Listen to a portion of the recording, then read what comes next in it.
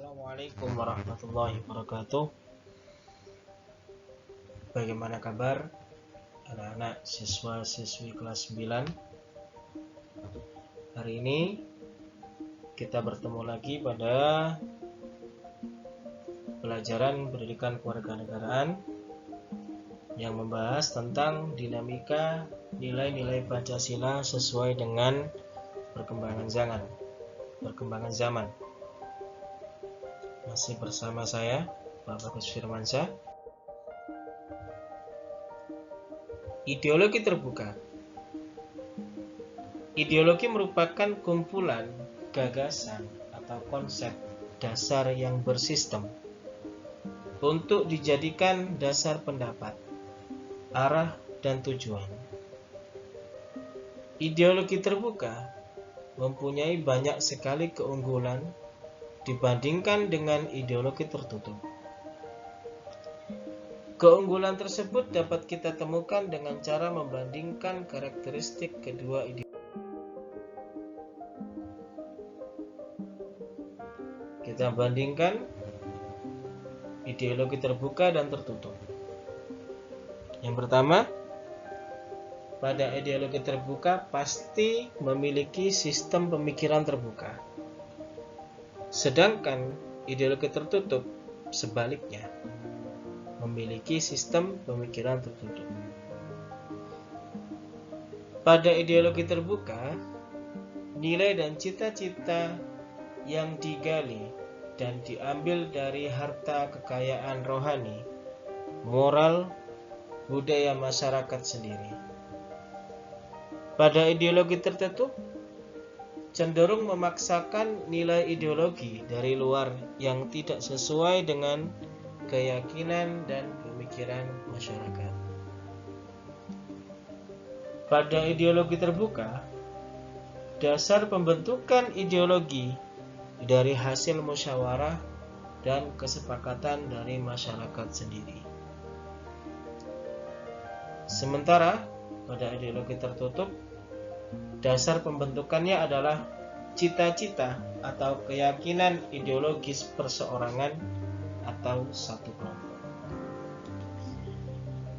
Pada ideologi terbuka tidak diciptakan oleh negara, melainkan oleh masyarakat sendiri, sehingga ideologi tersebut dapat Ideologi tersebut adalah milik seluruh rakyat atau anggota masyarakat. Pada dasarnya, pada ideologi tertutup, ideologi diciptakan oleh negara. Dalam praktiknya, penguasa negara yang mutlak harus diikuti oleh seluruh warga masyarakat. Pada ideologi terbuka, senantiasa berkembang seiring dengan perkembangan aspirasi, pemikiran, serta akselerasi dari masyarakat dalam mewujudkan cita-citanya untuk hidup berbangsa dalam mencapai harkat dan martabat kemanusiaan. Sementara pada ideologi tertutup, yaitu tertutup terhadap pemikiran-pemikiran baru yang berkembang di jelas ideologi terbuka lebih unggul jika dibandingkan dengan ideologi tertutup. Hal tersebut dibutuhkan oleh berbagai negara. Beberapa contoh keterbukaan ideologi Pancasila dalam bidang ekonomi, pendidikan, hukum, kebudayaan, pertahanan, dan keamanan sebagai berikut.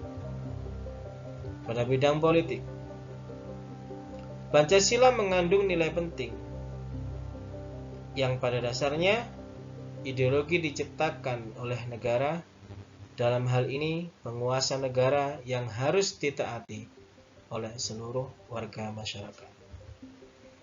Bidang pendidikan, Pancasila mengandung nilai-nilai luhur yang penting untuk membangun kepribadian siswa.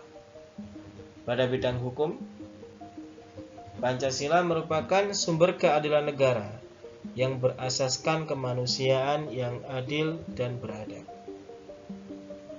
Bidang kebudayaan, Pancasila menjaga ikatan manusia dengan Tuhannya dengan melalui upacara adat yang terus terjaga secara turun-menurun. Pada bidang pertahanan dan keamanan, Pancasila menjaga keutuhan NKRI dengan asas-asas yang luhur dalam segala bentuk upaya menjaga keamanan. Ideologi yang berkembang dalam suatu negara. Ada liberalisme, sosialisme, dan Pancasila. Kita bahas satu-satu pada liberalisme dulu.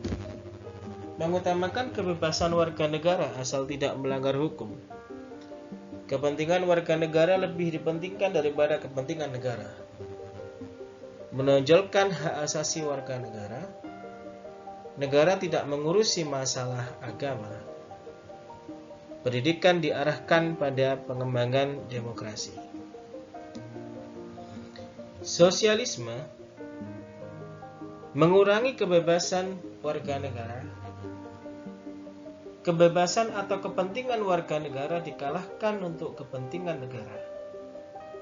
Mengabaikan hak asasi warga negara. Kehidupan agama terpisah dengan negara. Bebas tidak beragama. Pendidikan diarahkan untuk membentuk warga negara yang patuh terhadap pemerintahan negara.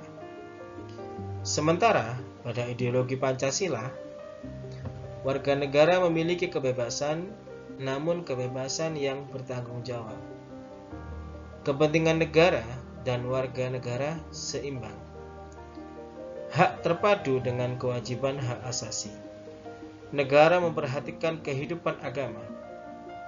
Pendidikan diarahkan untuk membentuk warga negara yang bertanggung jawab, berakhlak mulia, dan takwa kepada Tuhan yang Maha Esa.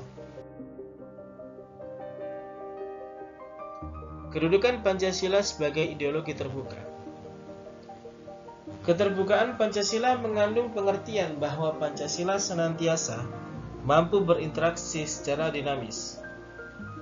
Nilai-nilai Pancasila tidak berubah, namun pelaksanaannya disesuaikan dengan kebutuhan dan tantangan nyata yang kita hadapi setiap waktu. Kedudukan Pancasila sebagai ideologi. Perwujudan Pancasila sebagai ideologi terbuka. Dimensi struktural Pancasila sebagai ideologi terbuka. Gagasan Pancasila sebagai ideologi terbuka. Kita bahas satu-satu. Kedudukan Pancasila sebagai ideologi. Yang pertama adalah Pancasila sebagai dasar negara. Pancasila sebagai pandangan hidup bangsa dan negara. Pancasila sebagai ideologi negara. Kedudukan Pancasila sebagai ideologi terbuka. Yang pertama sebagai nilai dasar, yang kedua sebagai nilai instrumental, yang ketiga adalah nilai praktis. Dimensi struktural Pancasila sebagai ideologi terbuka. Yang pertama, dimensi idealis. Yang kedua, dimensi normatif. Yang ketiga, dimensi realitas. Gagasan Pancasila sebagai ideologi terbuka. Yang pertama adalah ideologi Pancasila harus mampu menyesuaikan diri dengan situasi zaman yang mengalami perubahan. Nilai-nilai Pancasila dapat dikembangkan sesuai dinamika kehidupan bangsa Indonesia dan turutan perkembangan zaman secara kreatif. Dan yang ketiga, Pancasila harus mampu memberikan orientasi ke depan, mengharuskan bangsa Indonesia untuk selalu menyadari situasi kehidupan yang sedang dan yang akan dihadapinya. Demikian anak-anak penjelasan singkat dari Pak Bagus, semoga lebih mudah difahami. Pak Bagus akhiri, Assalamualaikum warahmatullahi wabarakatuh.